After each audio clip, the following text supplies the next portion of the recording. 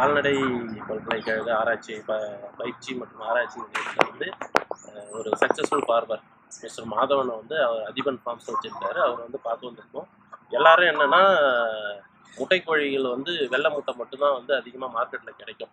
அவர் என்னென்னா நாட்டுக்கோழி முட்டைக்குன்னு ஒரு மார்க்கெட் இருக்கிறத புரிஞ்சுக்கிட்டு நாட்டுக்கோழி முட்டைகள் ரொம்ப கம்மியான முட்டை போடுறதுனால ஒரு கலப்பின நாட்டுக்கோழிகளாக வச்சு பண்ணிக்கிட்டு இருக்காரு. அவரோட இந்த பயணத்தை பற்றி நம்ம இன்னைக்கு பார்த்துக்கலாம். என் பேர் மாதவன். இந்த பண்ணை வந்து பெரம்பலூர் மாவட்டம் அயன்பேரை கிராமத்தில் இருக்குது. இந்த ஃப்ரீ ரேஞ்ச் சிஸ்டம் வந்து பார்த்திங்கன்னா நான் 2017 பண்ணிக்கிட்டு இருக்கேன். அப்போ ஆரம்பித்தோம். அப்போ வந்து ஒரு 100 கோழியில் ஆரம்பித்தோம். இப்போ வந்து ஒரு 12,000 கோழியாக வச்சுருக்கோம். இப்போ ஃப்ரீ ரேஞ்ச் சிஸ்டத்தில் வந்து பார்த்திங்கன்னா ஒரு 2,500 கோழி பக்கம் பண்ணிக்கிட்டு இருக்கோம். இதை பார்த்திங்கன்னா ஃபுல்லி ஆன்டிபயோட்டிக் இதெல்லாம் எதுவும் யூஸ் பண்ணாத ஃபுல் அண்ட் ஃபுல்லு நேச்சுரலாக நம்ம புறக்கடை வளர்ப்பு அந்த மாதிரி மெத்தடில் தான் பண்ணிகிட்டு இருக்கோம். இது செல்லிங் வந்து பார்த்திங்கன்னா சென்னை, கோயம்புத்தூர், பெங்களூர் இந்த மாதிரி எல்லா இடத்துக்கும் சேல் பண்ணிகிட்டு இருக்கோம். இது ஆரம்பகட்ட காலத்தில் வந்து பார்த்திங்கன்னா இதை பற்றி கொஞ்சம் படிக்கணும் அப்படிங்கிறப்போ விஆர்டிசி பெரம்பலூரில் வந்து ஆராய்ச்சி நிலையம் இது மூலமாக வந்து பயிற்சி எடுத்துக்கிட்டு ப்ளஸ் வந்து சென்னை பல்கலைக்கழகம், நாமக்கல் பல்கலைக்கழகத்து, கால்நடை பல்கலைக்கழகத்துலலாம் இப்போ பயிற்சி பெற்றுக்கிட்டு தீவன மேலாண்மை, நோய் மேலாண்மை இது சம்பந்தமாக எல்லாத்தையும் பயிற்சி பெற்றுக்கிட்டு இப்போ கொஞ்சம் நல்ல விதமாக பண்ணிகிட்டு இருக்கோம். 6லேருந்து ப்ரூடிங் பண்ணிவிட்டு நார்மலாக நாட்டுக்கோழிக்கு லேயருக்கு என்ன மாதிரியான வேக்சின்லாம் ஃபாலோ பண்ணுவோமோ இதெல்லாம் ஃபாலோ பண்ணிக்கிட்டு இருக்கோம். எந்த வேக்சினும் நாங்கள் ஸ்கிப் பண்ணுறதில்ல. வேக்சின் ஷெடியூல்லாம் கரெக்டாக ஃபாலோ பண்ணுறதால எங்களுக்கு மார்ட்டாலிட்டி இதெல்லாம் கொஞ்சம் ரேஷியோ கம்மியாக இருக்கும். ஃபீடு வந்து பார்த்திங்கன்னா நாங்களாக ஓனாக அரைக்கிறோம்.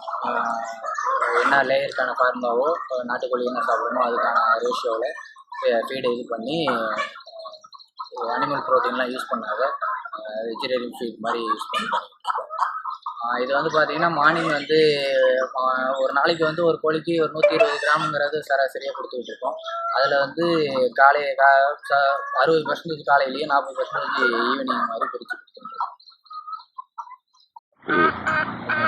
இப்போ நம்ம ஷெட்டு அமைஞ்சிருக்கிற சைஸ் வந்து பார்த்திங்கன்னா அகலம் வந்து 25 அடி, நீளம் வந்து 110 அடி. இதில் வந்து 1000 கோழி வளர்த்துட்ருக்கோம். ஒரு கோழிக்கு வந்து 2.2 ஸ்கொயர் ஃபீட் அந்த மாதிரி பண்ணிகிட்ருக்கோம்.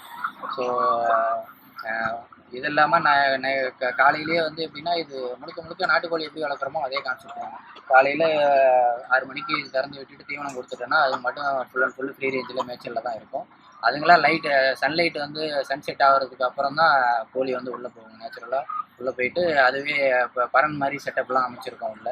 அதில் வந்து நைட்டு வந்து ரெஸ்ட்டு எடுக்க எல்லாமே செட்டப் செஞ்சுருக்கோம்.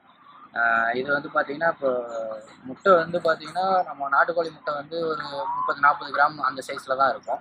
இப்போ இந்த மாதிரி கலப்பின நாட்டுக்கோழி பண்ணுறதால இதில் வந்து ஒரு 55 கிராம் வரையும் எங்களுக்கு எக்கு சைஸ் கிடைக்குது. அதனால் கொஞ்சம் மார்க்கெட்டில் சேல்ஸு இது எல்லாமே கொஞ்சம் பெட்டராக இருக்குது. மற்றபடி பார்த்திங்கன்னா இந்த நோய் மேலாண்மைங்கிறது ரொம்ப முக்கியமாக பார்க்கப்படுதுங்க.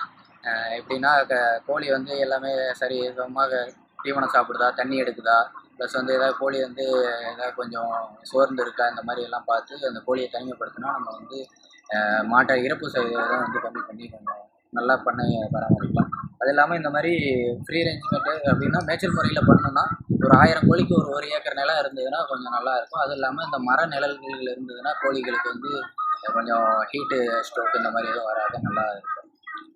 இப்போ வந்து நாட்டுக்கோழியில் இருக்கிற அதே கான்செப்டான கண்டென்ட் இதெல்லாமே இந்த முட்டையிலையும் இருக்கும். இதில் வந்து என்னென்னா இந்த கோழி வந்து லேயிங் பண்ணுறது வந்து பார்த்தீங்கன்னா ப்ரௌன் எக்ஸ்ன்னு சொல்லுவாங்க. மார்க்கெட்டில் வந்து இப்போ நீங்கள் எல்லாமே வந்து கன்சியூம் பண்ணுறது ஒயிட்டு தான் இது பண்ணுறாங்க. இதுவும் வந்து நாட்டுக்கோழிக்கு ஈக்குவலாக தான் பண்ணிக்கிட்டு இருக்கோம். ப்ளஸ் வந்து பார்த்தீங்கன்னா இப்போ எங்களுக்கு ஒரு கோழி வந்து நாங்கள் பராமரிக்கிறதுக்கு ஆகிற செலவு வந்து ஒரு முட்டைக்கு உற்பத்தி செலவு வந்து பார்த்திங்கன்னா இந்த ஃப்ரீ ரேஞ்ச் சிஸ்டத்தில் வந்து ஒரு 6 ரூபா 90 பைசா பக்கம் எங்களுக்கு செலவாகுது. இதில் வந்து பார்த்திங்கன்னா நம்ம செல்லிங் வந்து நம்ம சேல் பண்ணுற இடத்த பொறுத்து இப்போ லோக்கல்லே சேல் பண்ணுறோன்னா 9 ரூபா 10 ரூபா வரையும் பண்ணலாங்க. இப்போ சென்னை, கோயம்புத்தூர் இந்த மாதிரி பெங்களூர் இதெல்லாம் பண்ணோன்னா ஒரு 15 ரூபா வரையும் சேல் பண்ணலாம். இது வந்து நல்ல லாபகரமாக தொழிலாக தான் பண்ணிகிட்ருக்கோம். இதில் வந்து பார்த்திங்கன்னா மற்றபடி நோய் மேலாண்மைங்கிறது கொஞ்சம் ரொம்ப பார்க்கக்கூடிய விஷயம். அப்படின்னா தான் இந்த பண்ணையை வந்து லாபகரமாக நடத்த முடியும்.